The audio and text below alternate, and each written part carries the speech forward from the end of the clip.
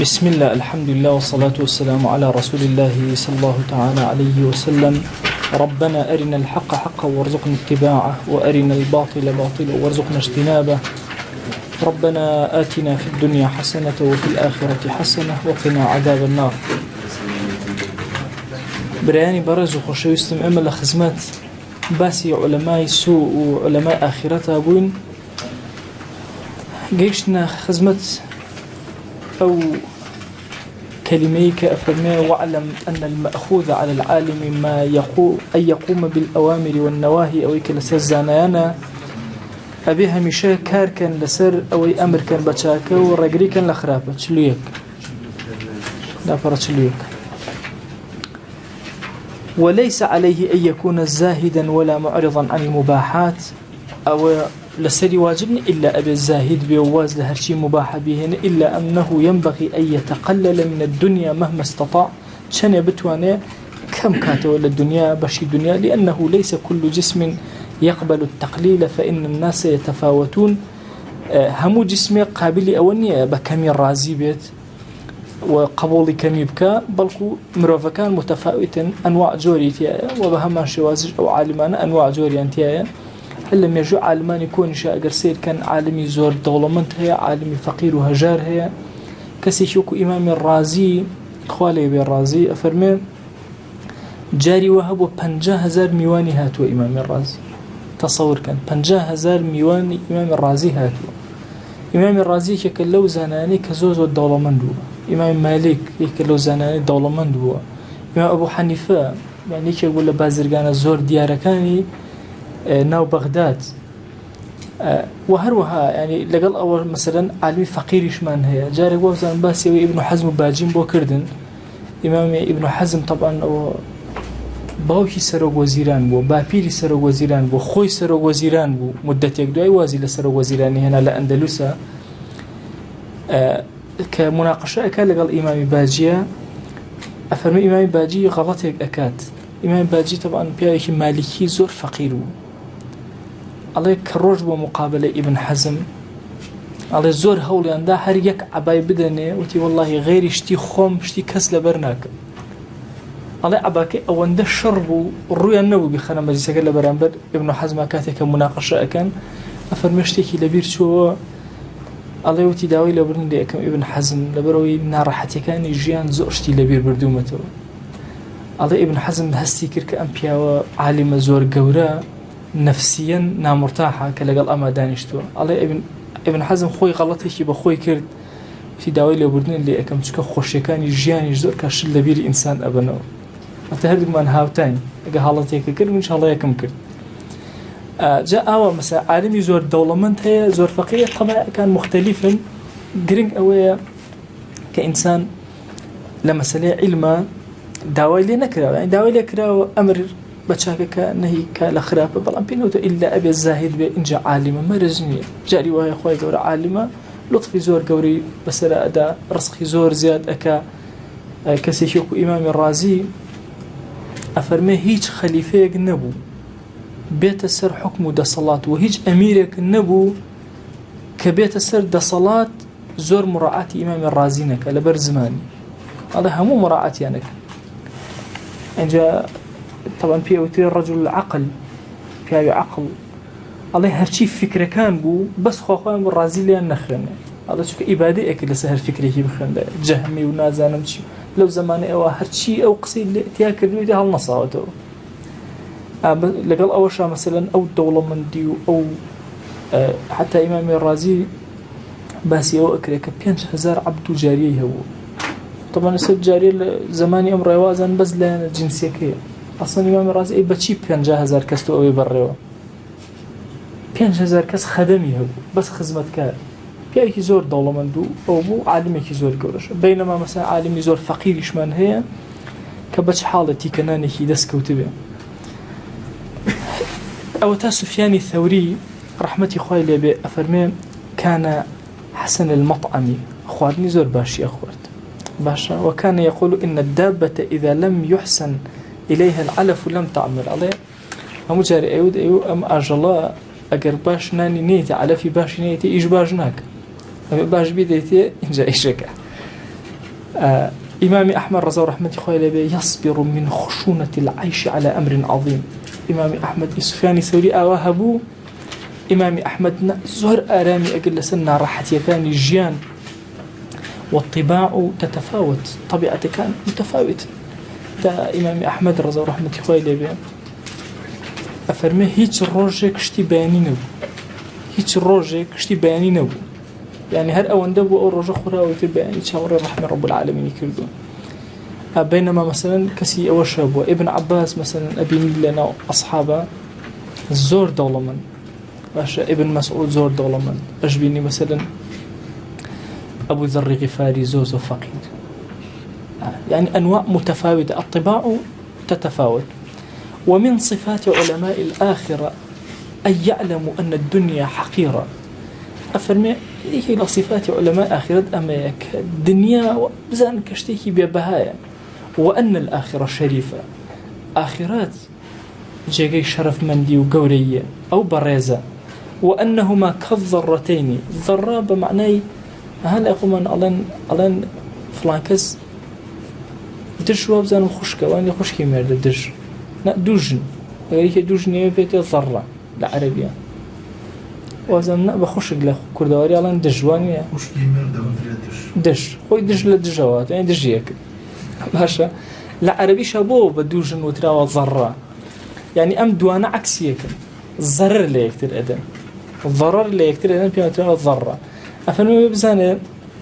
دنيا وآخرة وكو تشيوا وكو دوجنوان كبرامبر يكو مقابل يكتر. طبعا دوجن زور مصيبة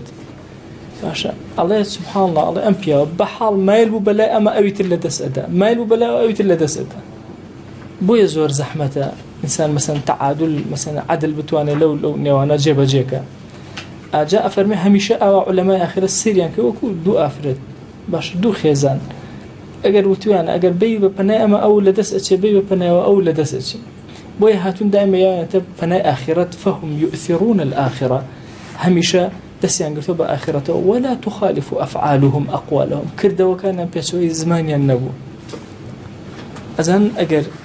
عالم يا أو كسيك قصب وخلقك يكتوس تنبيهي هبه يان بير كاتو قبيحترين كاتي خوي أو كاتيا بلايا وكاشتكي بخلق وتولى خويا تواجدينيا نارحترين كان لا أوي كأو يناي خوي أكا وكو مروف خوي نايته بيشجع وكو عالم خوي نابيني قط لهر مسألة كاكا جابجي كردبه مثلا جناهك كرديتي بخلق الله ما كان يان اشتكي باشا بخلق الله بكانوا خوي ناي كردوا نارحترين أوي.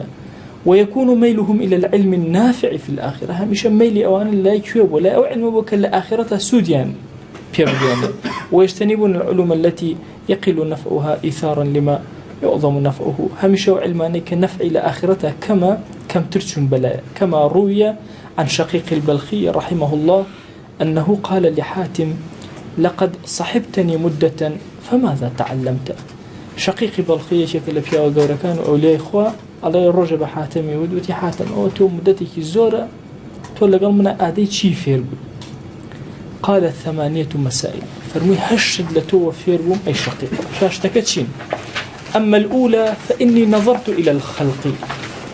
فإذا كل شخص له محبوب فإذا وصل إلى القبر فارقه فجعلت محبوبي حسناتي ليكون في القبر معي. علي كمشت أي شقيق لتو فيربو أوي سيري هم خلق خوام كرد سيرم كرد هيج كسر نية خوشويستي كي نبي هيج كسر لسر زوية جيان ببي خوشويستي نية مروف بهمو شوازك إلا خوشويستي إتر خوشويستي بو باري بو حزب و جروب بو فكريك بو آفرتيك بو هرشتيك بو سلطة ومنصبة هموي على هميش سيري أو خوشويستانم كرد كسبحان الله أجيشنا كنائي قبر خوشويستا كان مال أويان لي أكرد لقال أنا أمانه الله بيرم كردوا خوشويستي خوم كرب حسنات وشاكاني خوم چونك أوان لقبره لقلنا أو خوشويستا لقلنا يتنو قبرك هيك ترينات الله يكمشت كثير بوم أويك أبي خوشويست مهرهبه خوشويستيم شاكا كان من شر لسر شاكا كان وأكم أميك دو فإني نظرت إلى قول الله تعالى ونهى النفس عن الهوى فأجهدتها مع دفع الهوى حتى استقرت على طاعة الله. أفرمي دوها من دانا سيرم كرد خواهي قول القرآن أفرمي ونهى النفس عن الهوى. كسي إيمان دار محاولة أكا نفسي خوي نهي أكا لشي لويك بلا رأي بروا بو هوا بشني رأي أقري. طبعا مزورنا راحة مجاهدين زور قرصة ما تصورنا كن بس سهلية وانين كنترولي نفسي خوان بكين. والله النفس بشوازك هوار أكاتو بو هوا أشني كخد تصورناكي أو أن درقا كان زورن بو فوتاني تو تصورناكي بلام على كات سيري أمام كر ونهى النفس عن الهوى فأجهدتها في دفع الهوى. تنت اجتهاد مكرت خمنا راحت كر هتاوكو نفس موالي بكم كواز لهوا بيني حتى استقرت على طاعة الله تعالى. حتى وكو لسر طاعتي خوار ريك وستا حتى استقرت على طاعة الله. لسر طاعتي خوار ريك وستا جاء أميك أفرمي فأجهدتها برانو. والله أواني إنسان بلا والله دعايك كم خوار رزقار أكالم نخوشي والله نخوشي وهي وقناهي وهي قرياني إيوت لسر بالمال ما نوي زوري إيوت دعاي زوري إيوت مجاهدي نفسي إيوت هولي زور جباري إيوت وكو رزقار إيوت غير مرة هاتون إساق مصيبتي في دنيا بيت الرمان ألين أنا باشا تشي باشا يعني مثلا لقرآن لدعاء تشي بكن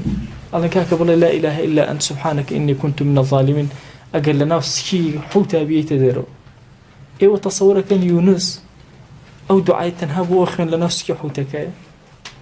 أو بشكيكي كما أو مخالفين رب العالمين يكردو باشا أو ندي أو كلمة وتوتا أخوة يقول لي بورا والله جاري قناهك هزاران جار أبي أو دعاء بسالة وخيرا إن جار لك والطبيعته لدلتا هل أكن دي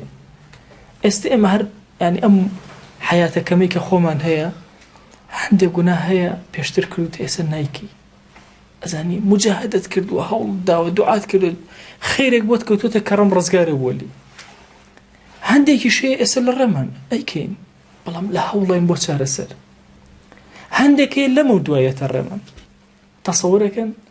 بوي قد بعي بس يشتي كزمكن يعني غزالي قصي شيء أفرمي قد بسوك سيري يشغل عبدكاني خوامك تصورك أو عبدي خوا توشي هلايك هاتو كمكرك هاتو تو أو يبكي على تشونك توش أو رجاي ولا الرجال لو أتي توش توجي قد بسير مك يعني تصورك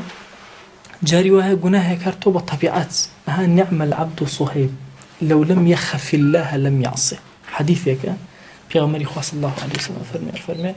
أيش عبدك باشا صهيب زو عبدك باشا لو لم يخف الله لم يعصيه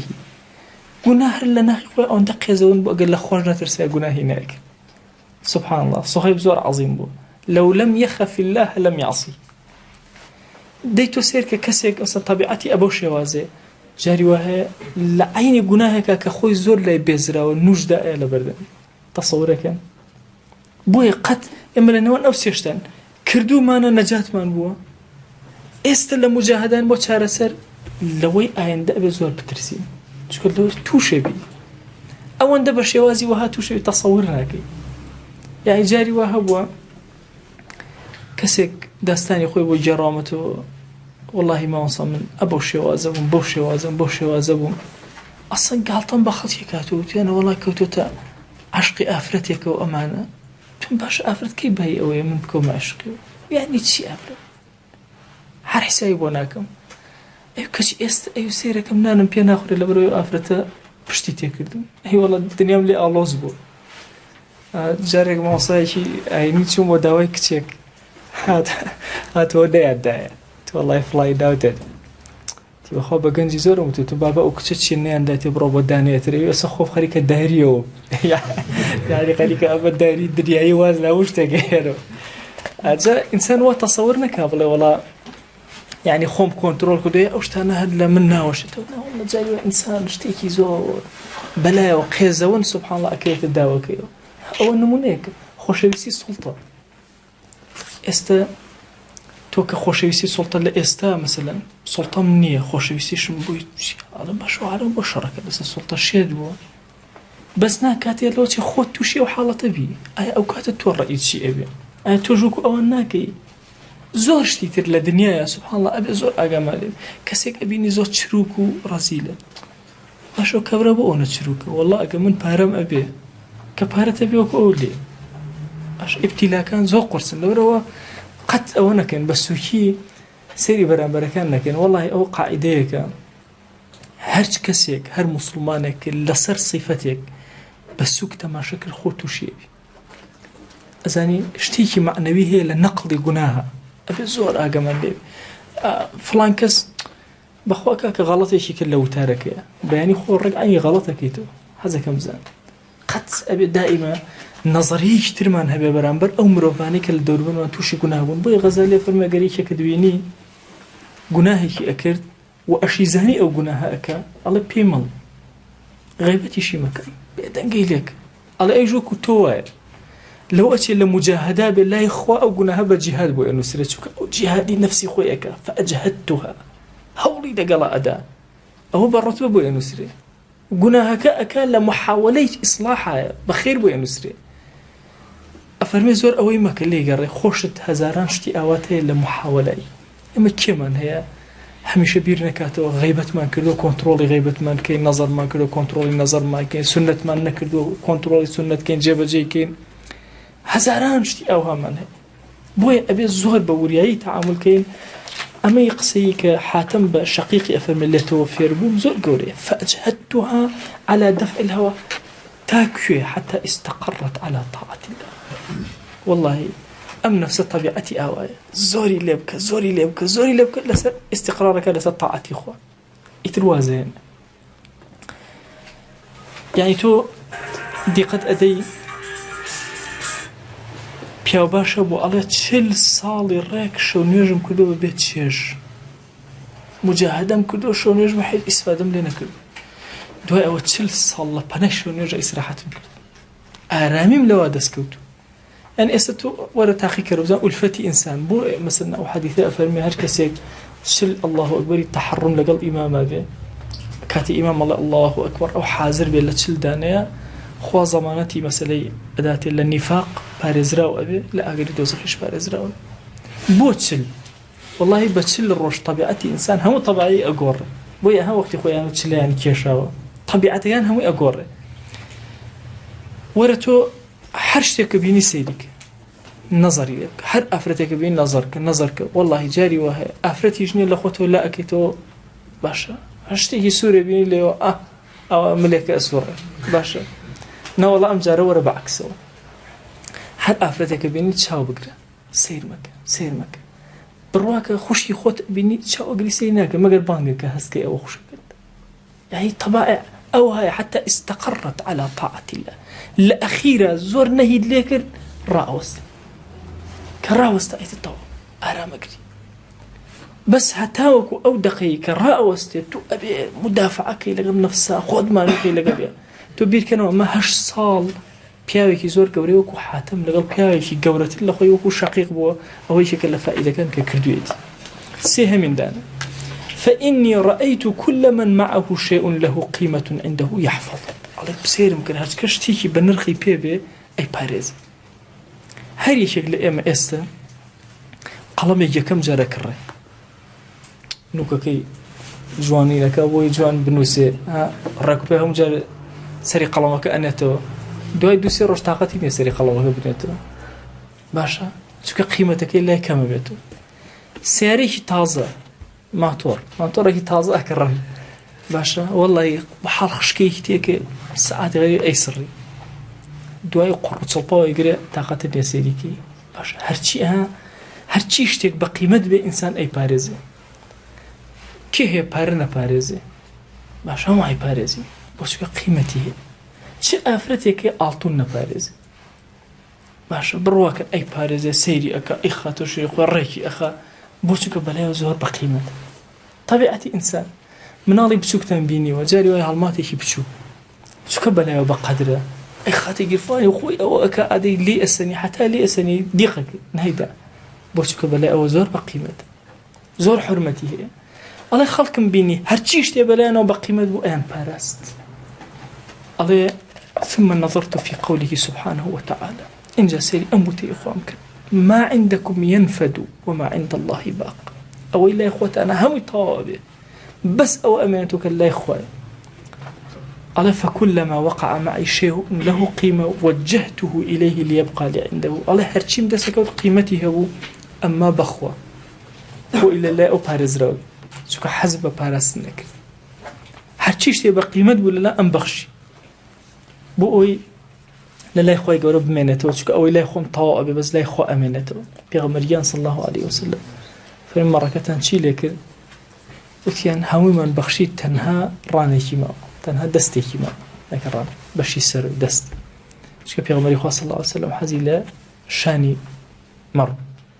فرموي حموي ما وتو تنها شي نبي أو شان النبي كخومان إخوي باش أو ينفد بلا أو يتريان باقي شوار من فإني رأيت الناس يرجعون إلى المال والحسب والشرف أما الطبيعة هم إنسانك أقرنوا بولاي مال وسروتو سامان حسب باشا چني حسبي أو بي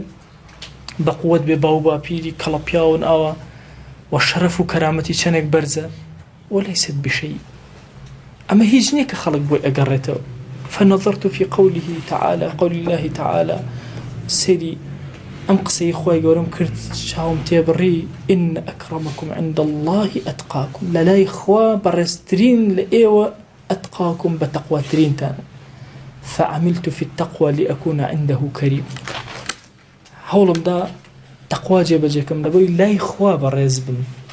نقبة بار برزبن بشرف برزبن بحسب ونسب برزبن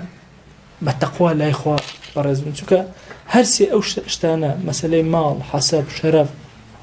أمسي اشتا آيا خواشتكاني بي أبي أزان إما كان عالم من هيك كوري زينان وتصوره كان هر عالم ناوي ابن عبد ربه به ابن عبد ربه أو كلمتان نبستوا ما جيكش ابن عبد ربه يعني كوري خواي پروردگاري خوي يعني كذا سنة كوري أزان كان محدث ماني كان عالمي قول من هي بيانوتا ابن عبد ربه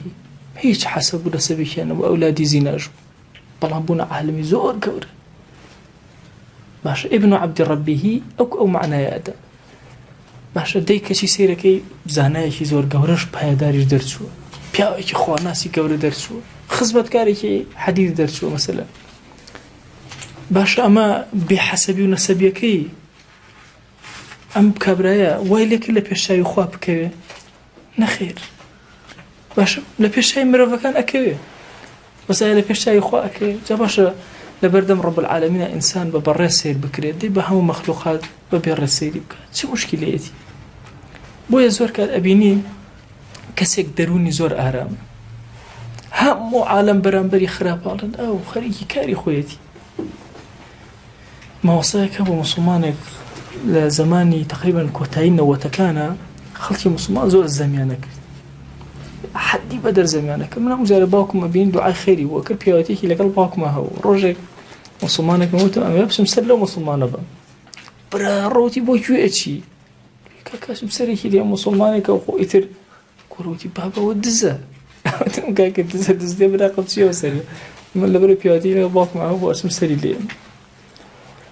طبعا وتي بخوا ناشي تو انا ودم كاك من هر اسم ذاته كيف اخوته دواي ايش مجبور بوتي كاك من يجي بيكو كروشتي مسيرك كم بيا جويكي دينداري وخواناسي خويتي قد اما او بيوني كخلي او باسيك بياوكي صالح خواناس خليكي ذكر اورادي خويتي طبعا دواي كوتي نقصاك ما كاك خلي او بي الله او بتاتي او برازو بصريحي زوجتي بيودي او بيكني تو بخوا زي من خوب نازنم خلق أوالي تبغى خلق بحر بلان كردني هم ما أذاكر بابا من إيشكم هو بزور هو قورته وتي تو باشيكي وتي من كم ألبوم جاري كان أو كاتيك خلقنا زي الدولار تشي من صد دفتري باوكم دام تبغى بارس شي بس شيكي وتي أي تو مثلا أظن أول دفتر اللي يصرف كردو أو أنا كروتي تو بس شيكي وتي من جال بدل كسابة ده وتي سير رجع هشتا دفتر مزرعة كردو تو باسی چی بۆ من ئەکەی خەڵک هەر با بۆ خۆی بڵێ بڕواکەن ئەوەندە ئیسفادەمان لێ کرد ئەو تۆزێک لای ئەو پیاوە دانیشتین زۆر سوودمان لێ وەرگرت سێرمان کرد جەوێکی دینداری چونکە خۆی زۆر لە لای خوا خۆی بە قایمەزانی ئەو هەموو هجوماتی خەڵک تەئسیر لێ نەکرد هیچ خەریکی عەبدایەتی خۆی بوو بۆیە ئینسان ساغی کرد لەگەڵ خوایە و ڕاستی کرد لەگەڵیا وەڵی هەموو عالم لێی بخوێنە بە خەیاڵیان نایە هیچ گوێ لێ نی ئەو جاری وە هەیە ئەچم ئەو گەنج و شت ئەو خۆیان ئەپارێزن سەلام لێ ناکەن دوعایان بۆ کەم خۆت بۆ خاتی گەورەی خۆت ئەمانە لەبەر خاتی تۆ سەلام لە من ناکەن خۆت بە گەورەی خۆت لە من زۆر بەڕێستریان کە لە دنیا لای خۆت ئەم ناوە تەعاملە لەگەڵا دە باوە عالەبەر بۆ خۆی بڵێ باش ئەوەندە دەرونێکی ئارام ئەو هەموو هەجەماتوی تەئسیر لێ ناکەن ئەمەش ئیبتیلایە طبعاً وا تەسەوور مەکەن ئینسان هەر ناوی بۆ قولەبانە بێ وەڵڵا جاری وایە هەن ئیمامی بوخاری ئەوە تەسەوور ئەکەن ئیمامی بوخاری کە وەفاتی کرد کەسی لەگەڵانەوە ئەوە تەسەووری ئەوە ئەکەن یعنی ئەو پیاوە عەزیمە گەورە یعنی ئیمامێکی زۆر گەورە ئەبووە یعنی سەدان و هەزاران تەلەبە لە بەردەستیا بووە کە پێشتر هەی بوو باشە لەگەڵ خەلیفە ئەمیرێکە تۆزە دەمەقاڵە بوو وردە کارێکی بێت کە وەفاتی کەسی لەگەڵانەوە لە شوێنێ بە زۆر بێ کەسی وەفاتی کرد زۆری تر بەڵام بینی خۆی و خوا گرنگ بە عالم هەر بڵن خراپە مهم ئەم کەسە لای خوا بە قەدر بێ لای خوا بە قیمەت بێ بۆیە ئین ئەکرەمەکم عند الله ئەتقاکم ئینسان چەندێک هەوڵ بدا لای خوا کەریم بێ ئەوە تەواو تۆ وەرن ئێستا ئەمڕۆ هەرچی خەڵکە ئاوە بە پێوە بۆسێ بۆ تۆ ڕێز لێ بگرێ بەڵام خۆت لە بینی خۆت و خوای ئەو هێزت نەبێ تخوا چیت لێ لە تەقوا لە تاعەت لە دینداری لە خواناسی دڵت ئارام نەبێ باشە نوێژی بەیانیت نەکرد بێ باشە بە دزیەوە دەیان گوناهت کرد بێ چی باشە هەر خەڵک با بەڕێزەوە بەرامبەر بوەست حرمەتی لێ بنێن کە لای خوا حرمەتت نەبێت چه سوودێکی نە با لای خوا حرمەتت هەبێ و خەڵا حرمەتت لێ نێت چی کاک ئەحمەدە فەرمێ و کەسانێک کە لە سجنان لیان ئەدام من دوعای خەیرم بۆ کرد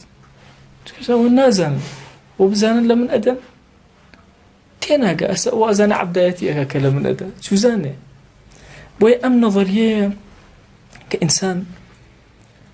نەظەریەکی ئینتیقامیە بەغێری شێوازی خۆی ئینتیقامی بەغێری شێوازی خۆی چۆن ئەتۆ ئێستا مناڵێکی بچووک ئەگەر پەلاماری تۆ بە بۆگزێ لە تۆ بە تۆ تێبەرەوی بۆ بۆگزەوانە لە بەرامبەرە نە هەندێک جار پێ ئەکەنی کە ئەولەتەیە باشە بۆ یەکەم تۆ زۆر بەهێزی ئازارە پێ ناگەێنێ دوم بزانی مستەوای لە مستەوای تۆیانی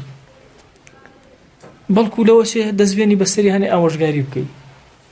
باشە هەندێک جار ئەوەی بۆ ئەەکەی بە یاری بۆیە ئێستاش ئێمە ئەسەر لەم واقعی خۆمانە بڕواکەن جاری وا هەیە زوڵمی وەهات لێ ئەکرێت لایەن خەڵکی زۆر دڵسۆزەوە کە تۆ سەیری ئەەکەیت و ئەوانە بێزەبت وەکو مناڵەکەیەتە پێشەوە ئەبێت تۆ بینی خۆت و خۆ ئەسڵەن دوعای خێر بۆ ئەم کەسەکەی هەوڵدە ئەم کەسە بەرەوبارێکی باشتر بڕۆ هەڵەیەکە تێکەوتووە خۆە بەهۆی منەوە عقوبەی ئەم برایەم نەدەی ئەوە کاری ئێمەیە اینجا هەمیشە ئینسانی ئیماندار کاتێک کە سەیری عەبدەکانەکە خوای گەورە فەرمێتی ئین ئەکرەمەکم عند الله ئەتقاکم شتێکی ئاشکرای و تۆ شتێکی ئاشکرا تا ئێمە پێ بزانین نە بۆیە ئەو کەسێک کە تۆ مخاتەبەی ئەەکەی یا بەلاتەوە کەمە لەو ئەچێ لای خوا زۆر گەورە بێ کەس بە بچووک و بەکەم سیر مەکە زۆر طەبیعی ئەو کەسە ئەبینم هەستەکەم لە تاوانایە لە گوناهایە باشە کی ئەڵێ لای خوا لە من حرمەتی زیاترنی ئەبێ ئەم نەظەریە لە ناخمانە بچەسبێ اینجا پێنجەم فإني رأيت الناس يتحاسدون خەڵکم بینی حەسادەتیان بە یەکتر ئەبرد تەسەوورکەن مەسەلەی حەسەد هەموو چمکەکانی ژیانی گرتووەتەوە وا تەسەوور نەکەن حەسەد لە شوێنێکە هەیە لە شوێنەکان نییە لە هەموو شوێنەکانە حەسەدە جاری وە هەیە کەسێک زۆر فەقیرە ئەڵێن باشە برە کێ چاولەوە ئەیە کی حەسوودی بەوە ئەبێ وا نییە هیچ کەسێک نییە ذات و نیعەم نەبێ وكل ذات نعمة مغبون هەموو کەسێک کە خاوەنی نعمەت بێ ئەگەری ئەوەی هەیە خەڵک حەسادەتی پێبەرە و مەحسوود بێ بۆیە وا يعني ئەو نەظەریەمان نەبێ کە بڵێن وەڵا کەسێک مەسەن بڕێ کاکە ئەمە کی حەسادەتی هەموو کەس لەو نزمتر هەیە کە حەسادەتی پێ بێ لە هەموو بوارێکە لە قسەزانیە لە جوانیە لە پارەزۆریە لەش ساغیە سەحەتە وا تەسەوەر مەکە تۆ کە مەسەڵەن سەحەتە باشە وابزانە ئیتر تەواو والله دەیان کەسێک کە سەحەتی ناتەواوە باشە کە ئەو نعمەتەی تۆ ئەبینێ مەحسوودن باشە حەسادەت بۆ نعمەتەی تۆ ئەبا وهەکەذا بۆیە ئەڵێ خەڵکیم بینی يتحاسدون فيما بينهم هەمووی حەسادەتیان بە یەکتر بر هەر یەکەی لە بوارێکە فنظرت في قوله تعالى نحن قسمنا بينهم معيشتهم سبحان الله أم آية زور عظيمة إيما معيشة جاني خلق مان إيما أندازي يجيري كل ولا بين يكترا معيشة بس رسقنية صوتي خوش جمال جوان خطابتي جوان علم باش هم هرچی هەیە لەسەر زەویە ماڵ و سەرۆ و سامانیش سوڵتان مەنسەب ئەولادی زۆر باش هەموو ئەمانە کە دیقەتیان ئەدەی هەمویان ئەمە خوا مەعیشەتن و تەقسیمی کردو ئێوە تەسەوورەکەن ئێستا و دیراسە تازانە ئەفەرمون چی لە مرۆڤە هیچ شتێک نییە وەکو کەسێکی تر بێ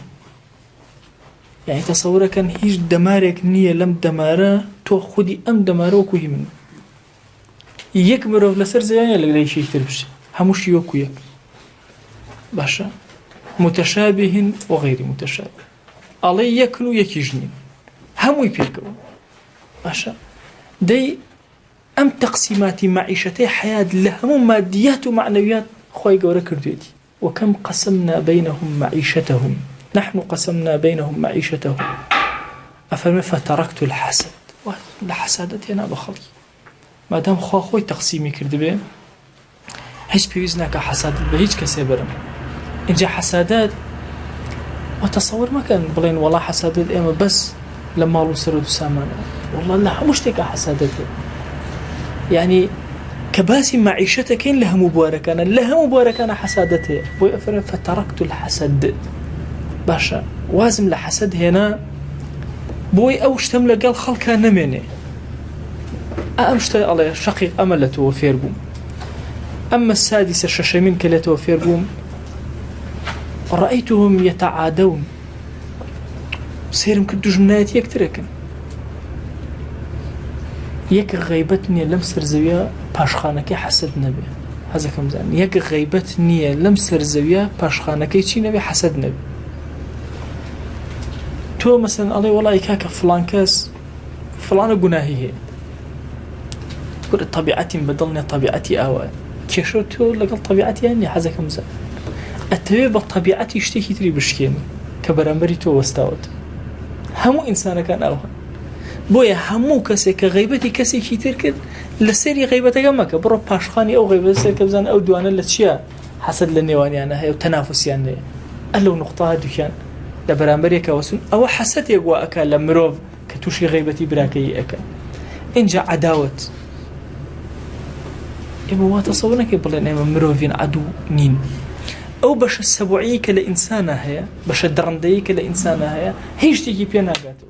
هرشي أجلا لبرامبرة والرايقرة أو بتنها الرايقرة أتوسير كان استا مروفايتي تشي أكابا مروفايتي يعني برواكن أو إنسان شاو أنو خيانة وكو فليمي جيتا بيرشا تبير كانوا مروف تشي أكابا مروف والله ناني خلق أبرم باش لا يتر وأخوات جهازكم دروسك كبنجاب أنا مليون كذا كوجي باش يتفاخر بذلك إن جاء عامي مروفاتي أقل إنسانك عاقل سيري بك أمر خرابتين شوازيتي بو يتآكلون فيما بينهم يتعادون نقد جايتك هل يكفي أخوان كغيبتي كسيك كي بو دين منعي كردو باسي بكي بوشي منعي كردو باسي بكي بو أو عداوة اللي بيني خلق كان من ابن الثامن أفرمي قر غيبتي كسيك كرد برو لتشندين مجلسة باشا باسيك برو باشاك باسيك تاوكو باداشتي أو ورقريتو حقي أوي بيتو كغيبتك برو باشاك باسيك اللي هتاوكو زندو أكيتو دروسي أكيتو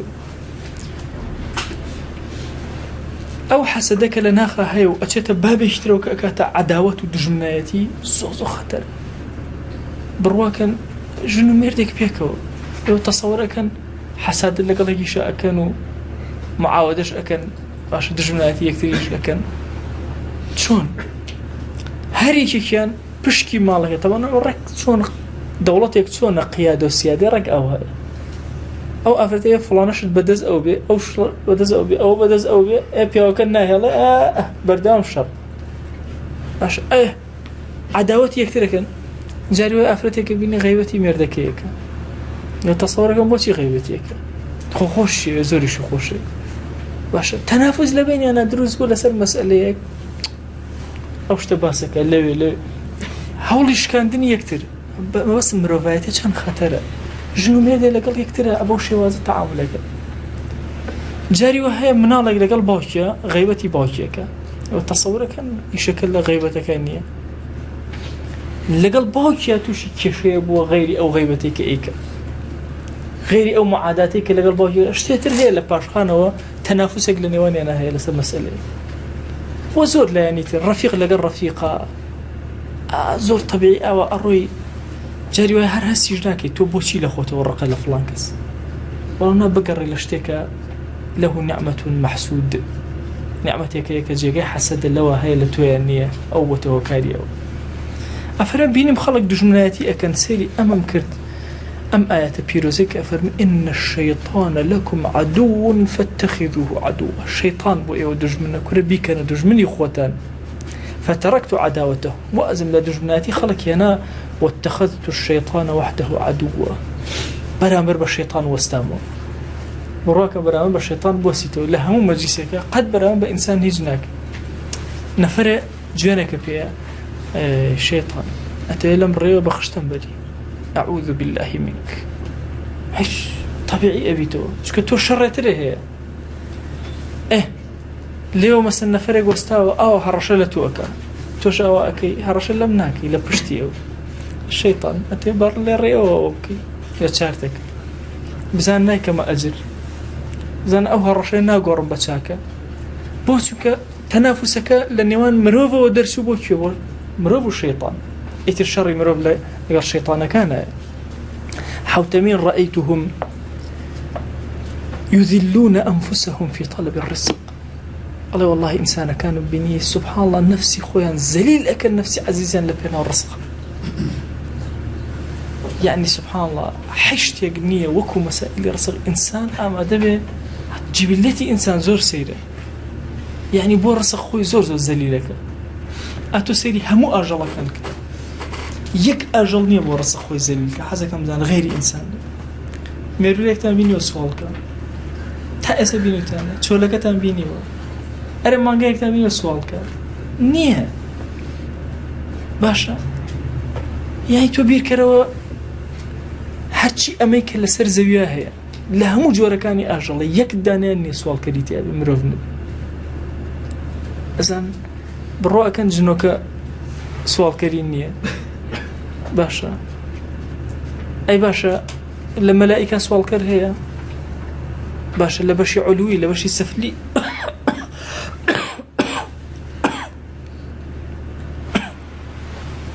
تنها مروف لنو همو يانا بو طلبي عيشي خوي أما دي سبحان الله داولا خلق جارك يعني تازق أتشين بو بغدا عربي ما نأزاني عفرتي هات نو باسك تي مسكين وصاحب اليتيم يعني فقير وصاحبي هتي أهو جدريجي أكردو يوش تازق كلمات ورد عربي فيرون جزاك الله خير دوایی او دوستك ما صعوبتي بوتي باشا واسه ون بيشيك اخذنا عربي ازاني نهيج قلت دو كلمه فيرو تيجي وتبسكينه وصاحب اليتيم دو كلمه فيرو بسم الله يوتي ده والله دو كلمه زور ويا باوتي بس هيك مؤنثه والله اي فيديو والله بارو في قريته باشا يا سبحان الله سيره كي مروفك اما دي سؤالك إخوة زم سؤال بس سؤالي أو سؤال كريك كأيبيني تصور كان سؤال زور قوري جاري وهي إشاراتي سؤال هي إشاراتي سؤال أنا والله جماعة دي تبدون تشوم يتم بانود بكرم برا والله بعد دبيه برمو دبيه كم بردوا باش أما يو تصور كان شتيكي طبيعية باسي النوتي كنا بغير مباشر وتوما كاك النوت ما نيك دبا مالي ماشي بغير مباشر على مكا أهم بإشارة سوالم كردو بويا أفرمي لإشارات نابي مروف سوالك بويا كاتيك هندي لبياو قوركان لأصحاب رسول الله صلى الله عليه وسلم إياك نعبد وإياك نستعين أن خوان دوا داركي دسيان أكو تخواره وبسر والله كو خوان دا أبزينو هالي أنا قلتو بكسيان أود بمان داري بو فيري أو نبن كسوالك تصورك كان فيري سوال كردن نبن دعوة كردن نبن أدتو أساسير كان همو مروفا كان آية نفسي خوان زليل أكن لبيناوي الرسخة يعني سبحان الله حموي لبيناوي الرسخة رواك توشي زليلي أبي من جاري وهاي بيائكي زور شريف أبي نم يت على ماصا فلانة كيشم هي والليم قوما وآن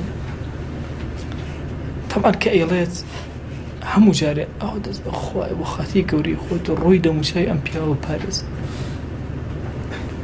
إمامي علي بياو كاتا بردمي أو لسر أسبكيو أو بوشي وازا كومالا إشاراتي لسر زيوكو كجانيو لمبو بردمي إمام بيشك لنا فركاني ويوتي أدي كيسة بارا بدن بو بياو ما فيك لسر منه الله كيسة بارا كان دايو كابرا روشت الله كابرا روشت وتيان أي إمام باشا وتشيبو أدو سيخته وتي ليقا ركاك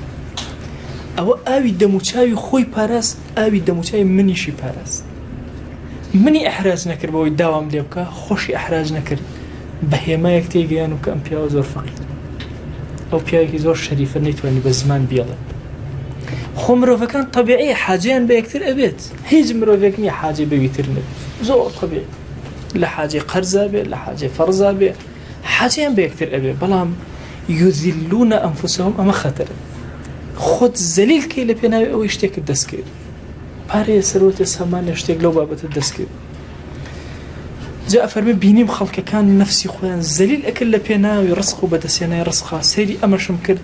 وما من دابة في الأرض إلا على الله رزقها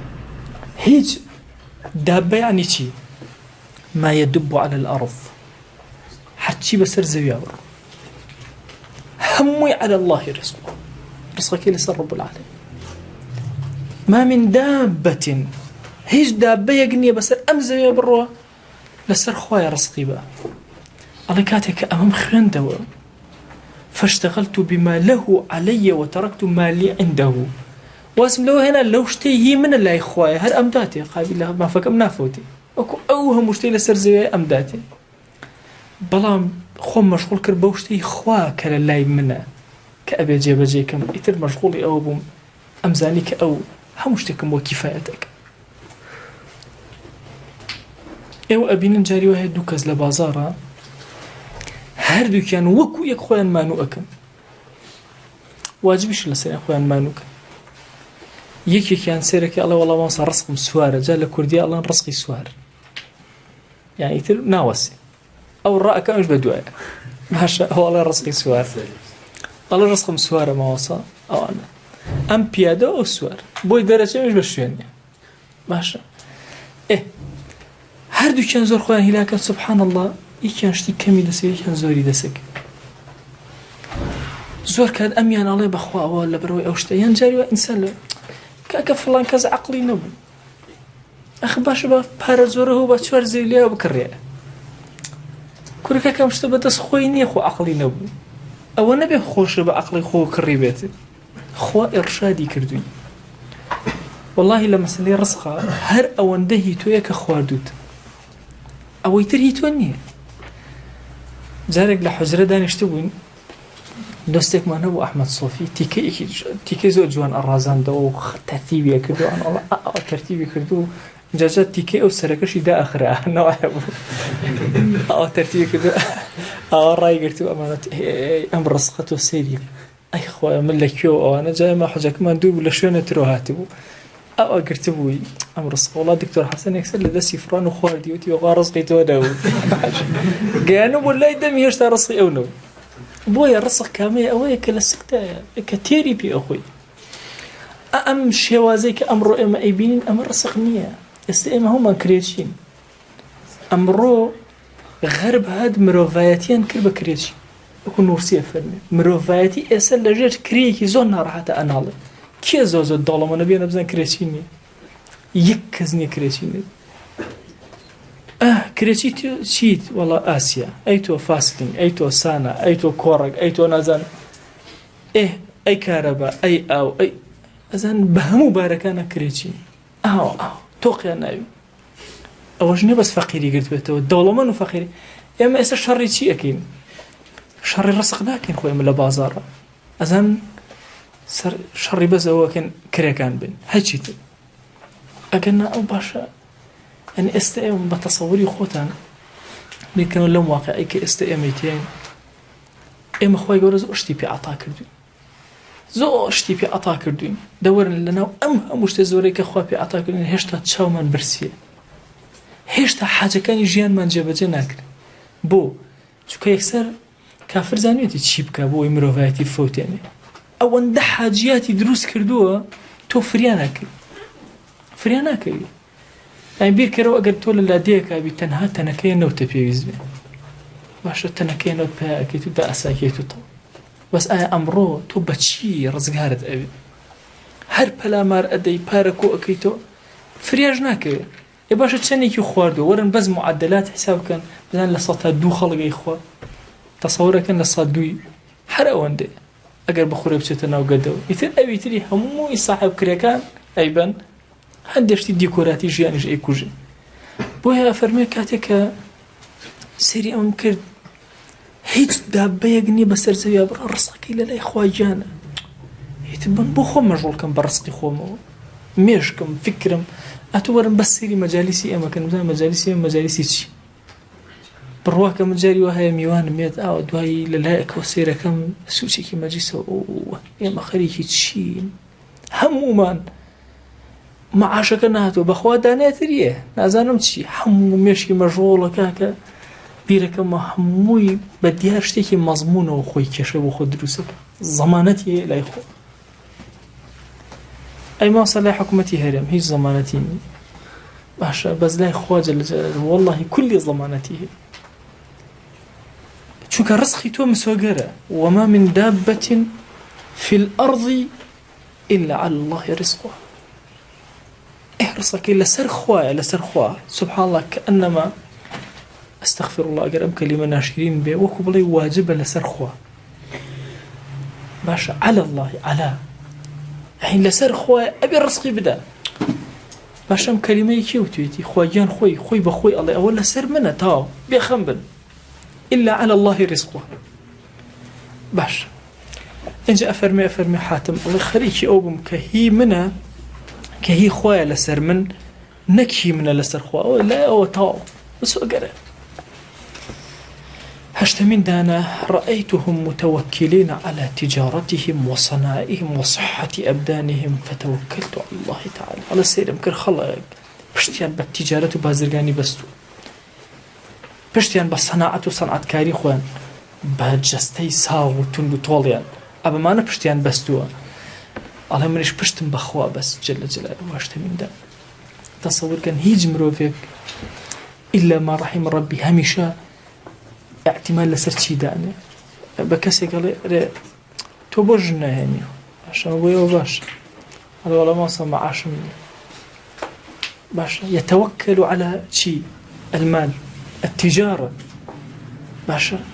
ئەی کاکە بۆ کاسبێ ناکە وەڵا هیچ سەنعەتێکیش نازانم کەسێک تر ئەرێ باشە تۆ تەعینەوەی چۆن ژنێنە خۆرە ماسە بێ قەزای من وەسام وەسای چی وەسای کاشی اعتماد على چی صناعة. یەکێک تر صحەتی بەدەن مرۆڤ زۆر گرنگ بە صحەتی بەدەنی خۆی ئەدا. بڕواکەن مرۆڤ زۆر حتا لی نەقەومێ زۆر گرنگی بە خۆی ئەدا وا ئەزانێ شێری هەموو ئەم دنیای خۆیەتی باشە صحەتی بەلایە زۆر. من گەنجێک هەبوو نوێژی بەیانیان لە مزگەوت ئەم بینی مدەتێ دیار نەبوو پرسیارم گوتم باشە و کوڕە چی لێ هەداوە وەڵام ماسە کەمێ ناساغا ئەوانە چۆ وەلای دکتۆر ئەوانە و ئیتر ڕۆشتۆ بۆ هەولێر نەهاتوت. دوای چەند ڕۆژێکی تر پرسیارم کرد لە کوڕەت باش ئەو کوڕە باشە ناساغا بۆچی چوو بۆ هەولێر؟ وڵی ماسا با کەس نزانێ نەخۆشەکەی باش نییە.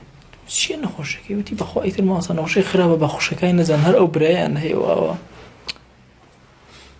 ئەمە تقریبا 15 ڕۆژێکی پێچوو هەر نەهاتەوە لە پڕ هاتەوە و وتی وەڵا ماسا هاتووەتەوە وڵا با بچم سەرێکی لێ بدەم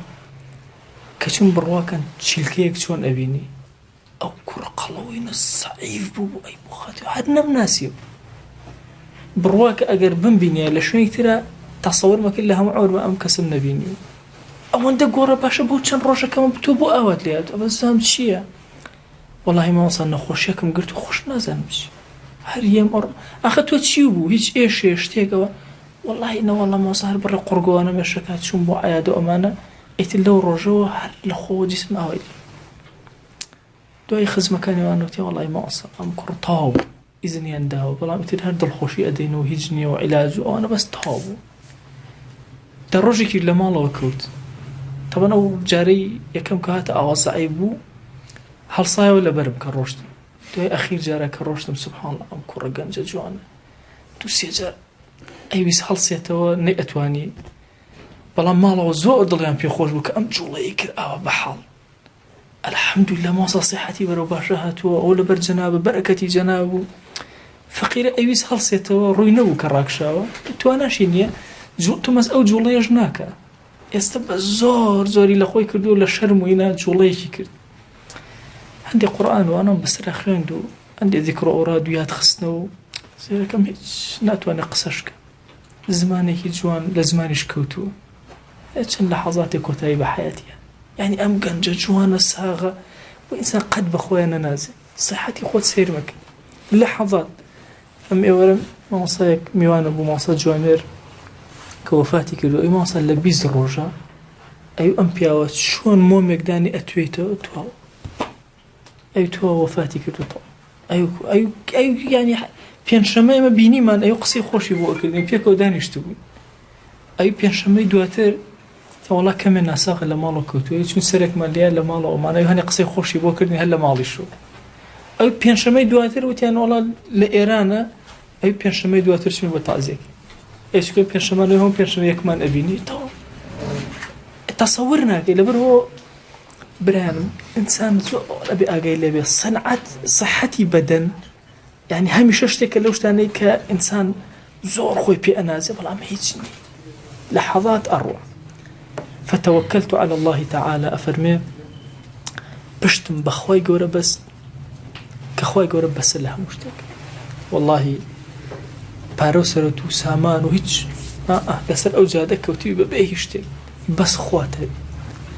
ئەخە سەیری ئەیوب کەن قسەی ئەیوب زۆر گەورە والله چەند بەسەر قسە ئێوە بۆ بوەستی هێشتا کەم ئەبینی ماڵ و سەرەت و سامانی هەبوو ڕۆشت ئەولادی هەبوو ڕۆژ نەما